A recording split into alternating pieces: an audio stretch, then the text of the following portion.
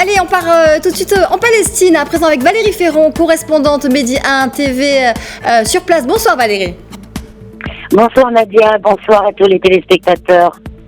Alors, à l'heure où les Jeux ne sont pas encore faits, les Palestiniens suivent de près les événements. Si le président Trump était finalement élu, quelles conséquences pour les Palestiniens ?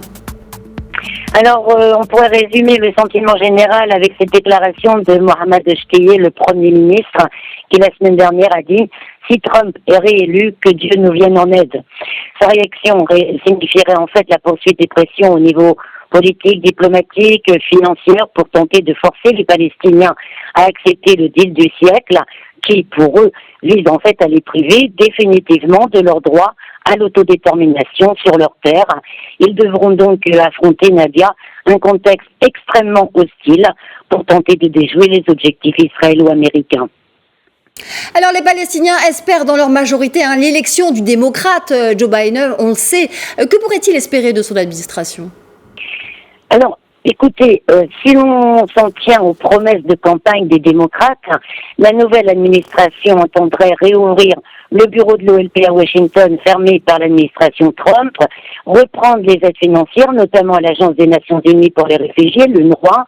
Elle devrait également soutenir tout futur plan de paix, de négociation, disons, basé sur la solution des deux États et la loi internationale. Même bien sûr, comme déjà dit sur l'antenne juste à l'instant, Nadia, la direction palestinienne est consciente que Joe Biden reste comme tous les présidents américains avant lui lié à Israël et que pour faire vraiment avancer les choses dans le bon sens, ils devront mettre les bouchées doubles, voire triples, pour faire entendre leur voix. Alors du coup, quel que soit le prochain président aux États-Unis, les Palestiniens devront de toute façon faire face à de nombreux défis. Quelles sont les priorités, mais aussi les atouts dont ils disposent pour faire entendre leur voix sur la scène internationale dans ce contexte ? Alors pour les priorités, on pourrait dire d'abord que c'est réorganiser la maison Palestine et tout d'abord bien sûr mettre en œuvre les accords de réconciliation nationale pour mettre fin au bras de fer entre le parti présidentiel, le Fatah, et le Hamas qui contrôle toujours la bande de Gaza. Des réunions entre factions ont lieu depuis des semaines à ce sujet, mais les dissensions restent encore très nombreuses.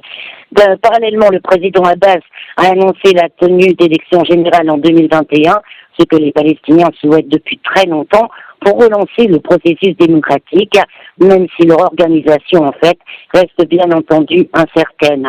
Concernant les atouts, Nadia, on pourrait dire que la direction palestinienne peut continuer à se servir du statut de l'État de Palestine, État observateur, non membre des Nations Unies, comme un levier, en fait, pour continuer à pousser les dossiers de l'occupation et de la colonisation israélienne auprès de la Cour internationale de justice.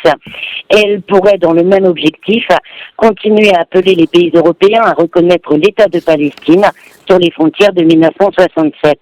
Plus généralement, les réseaux de solidarité au niveau international restent un atout sérieux qui continue de se développer d'ailleurs, mais notamment aux États-Unis, en particulier au sein de la communauté juive américaine. Ajoutons enfin, Nadia, que les Palestiniens sont désormais représentés au Congrès par Rachida Tlaib, qui a été réélue, mais aussi par Iman Odeh, deuxième palestino-américaine à entrer au Congrès.